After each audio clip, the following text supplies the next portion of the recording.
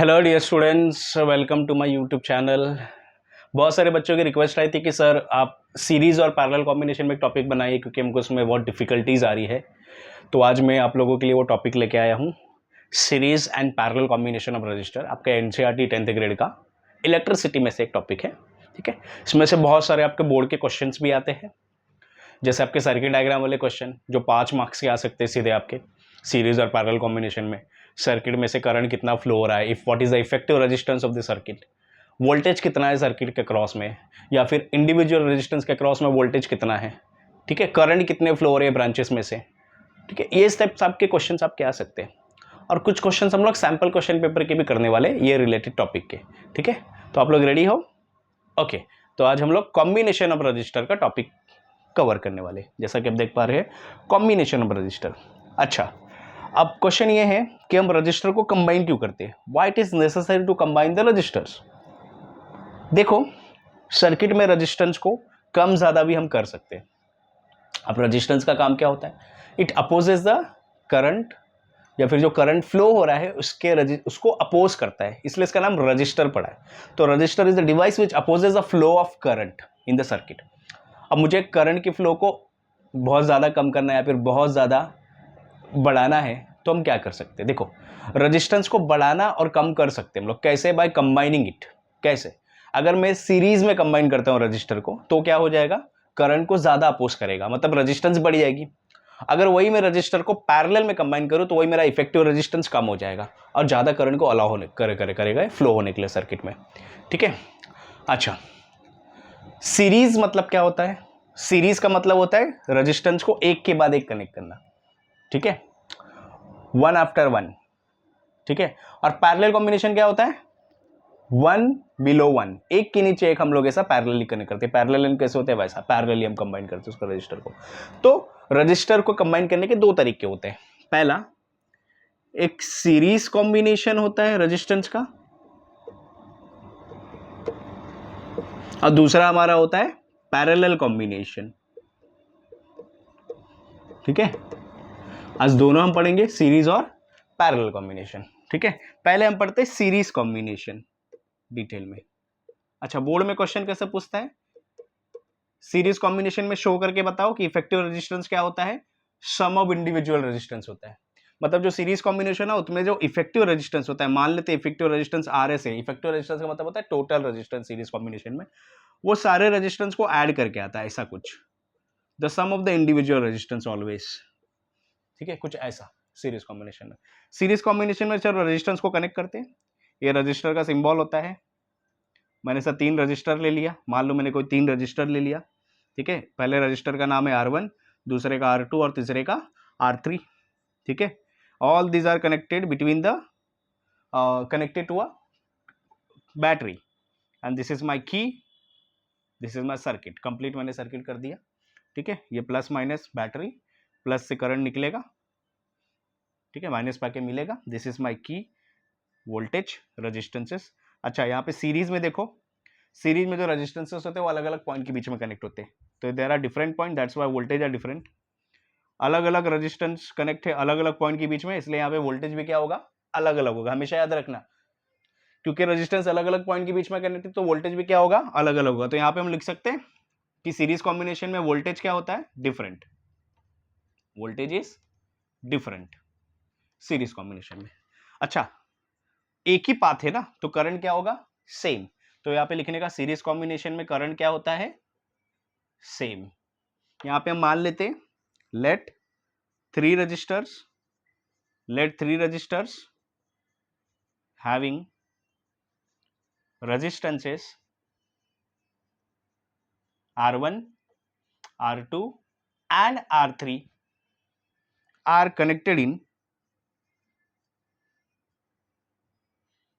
series। यहाँ पे अलग अलग क्या है, वोल्टेज, तो काम करते टोटल वोल्टेज फाइंड कर लेते। चलो ठीक है, टोटल वोल्टेज फाइंड कर लेते। ठीक है, नहीं दिख रहा है यहाँ पे, टोटल वोल्टेज फाइंड कर लेते। Total voltage across the circuit is, total voltage find कर लेते। तो टोटल वोल्टेज क्या हो जाएगा, Vs, सीरीज है ना तो Vs ले लिया, Vs equal to V1 plus V2 plus V3 equation 1 इसको अज्यूम कर लो, ठीक है। हम लोग ने ओम्स लॉ पढ़ा हुआ है, by Ohm's law what is Ohm's law, V is always equal to I R, तो एस आई एस क्यों नहीं लिखा, क्योंकि करंट सेम होता है। Similarly I can write V1 as IR1, V2 as IR2 and V3 as IR3. Consider this all equation as equation 2. Now substitute in equation 1. Vs is IRS, so instead of Vs I am writing IRS, V1 IR1, यहाँ से उठा रहा हूँ IR2 and IR3. Now take I as a common, तो I common हो जाएगा हमारा, तो बचेगा क्या ब्रैकेट में R1 plus R2 and I3, आई छू हो जाएगा, तो बचेगा क्या मेरा R S equal to R1 plus R2 plus R3। तो इससे मुझे क्या समझ में आ रहा है कि जो सीरीज कॉम्बिनेशन होता है उसमें सारे रेजिस्टेंस ऐड हो जाते हैं। So what is series combination, the effective resistance, this is the effective resistance और total resistance is always equal to the sum of the individual resistances. अब बोर्ड में क्वेश्चन कैसे पूछता है देखो कि show that in series combination the effective resistance is sum of the individual resistances, ऐसा question आपको पूछता है।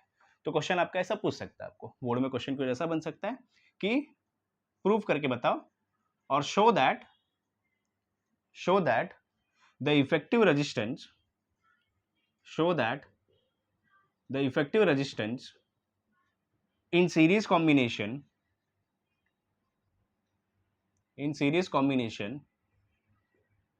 is equal to the sum of the individual resistances। आपको ऐसा क्वेश्चन पूछ सकता है बोर्ड में, ठीक है। तो क्या क्या आपको नोट करने वाली चीजें है सीरीज कॉम्बिनेशन में, कि सीरीज कॉम्बिनेशन में जो रजिस्टर होते हैं एक के बाद एक कनेक्ट होते हैं, सीरीज कॉम्बिनेशन में रजिस्टर होते हैं एक ही पाथ में कनेक्ट होते हैं, ठीक है। अलग अलग पॉइंट के बीच में कनेक्ट है, अलग अलग पॉइंट के बीच में कनेक्ट होंगे तो क्या सेम होगा, वोल्टेज सेम होगा, सॉरी करंट आपका सेम होगा। अलग अलग पॉइंट के बीच में कनेक्ट है तो उनका वोल्टेज अलग अलग होगा, जैसे R1 के अक्रॉस में वोल्टेज V1 हो गया, R2 के अक्रॉस में वोल्टेज V2 और R3 के अक्रॉस में वोल्टेज V3 हो गया। तो अलग अलग पॉइंट के बीच में कनेक्ट होंगे रजिस्टर तो वोल्टेज भी अलग अलग होगा, ठीक है। सेम पाथ है तो करंट भी सेम होगा और इफेक्टिव रेजिस्टेंस यहाँ पे बढ़ेगा, क्यों बढ़ेगा, बिकॉज यहाँ पे सारे रेजिस्टेंस ऐड हो रहे हैं। समझ में आया आप लोग को। तो सीरीज कॉम्बिनेशन का काम क्या होता है, to increase the effective resistance because all the resistance are getting added, understood. तो इसमें कुछ एक न्यूमेरिकल करते हैं, चलो फटाफट एक न्यूमेरिकल कर लेते हैं सीरीज कॉम्बिनेशन पे, फटाफट एक न्यूमेरिकल कर लेते हैं, ठीक है।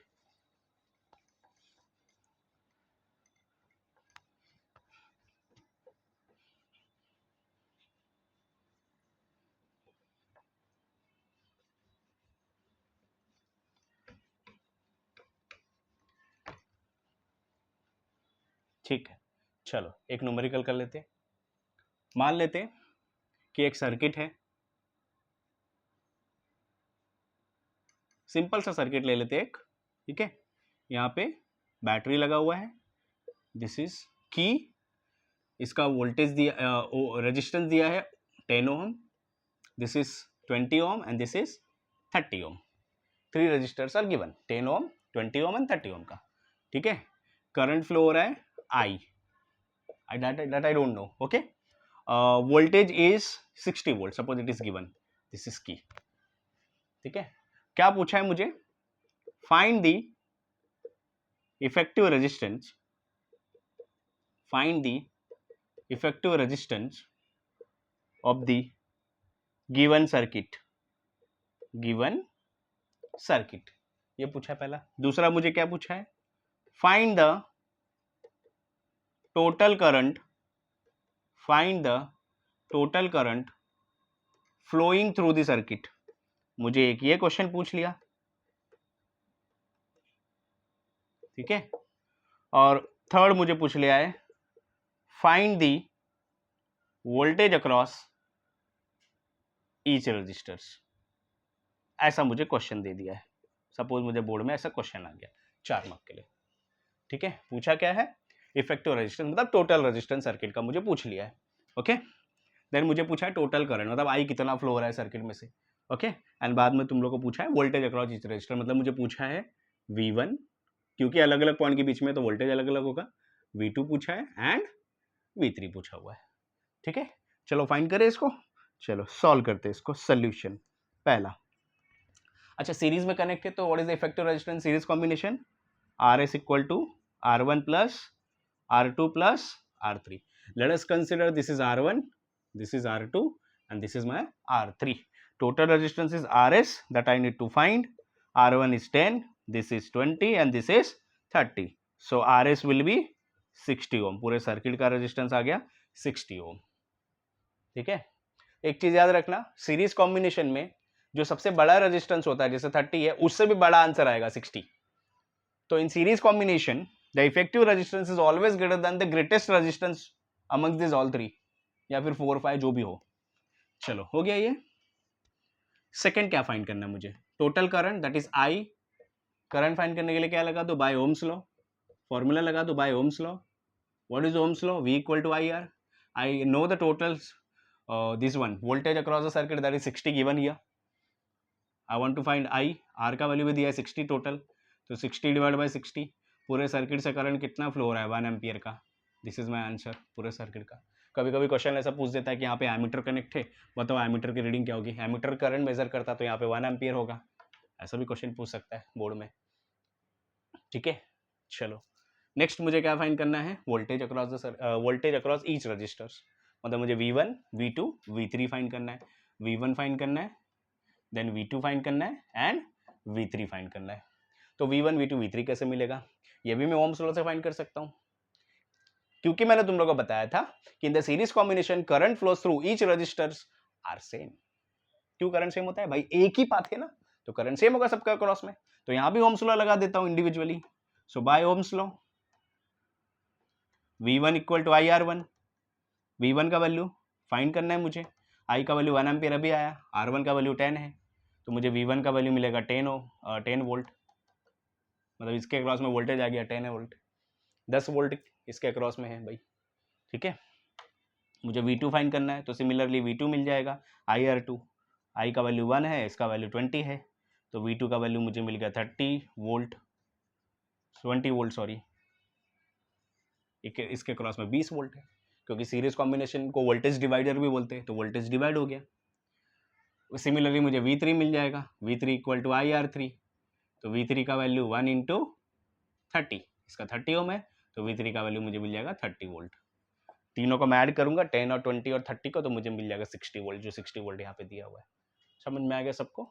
तो यहाँ पे जो वोल्टेज होता है वो according to the resistance divide हो जाता है. कुछ ऐसे टाइप के क्वेश्चन आपको बोर्ड में पूछ सकता है. ठीक है, जो आपको फाइंड करने हैं.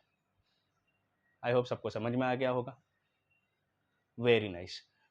अगले लेक्चर में हम लोग पैरेलल कॉम्बिनेशन के बारे में पढ़ेंगे और उससे रिलेटेड सर्किट डायग्राम सॉल्व करेंगे. Okay, bye bye. May God bless you everybody. Board की प्रिपरेशन अच्छे से कीजिए.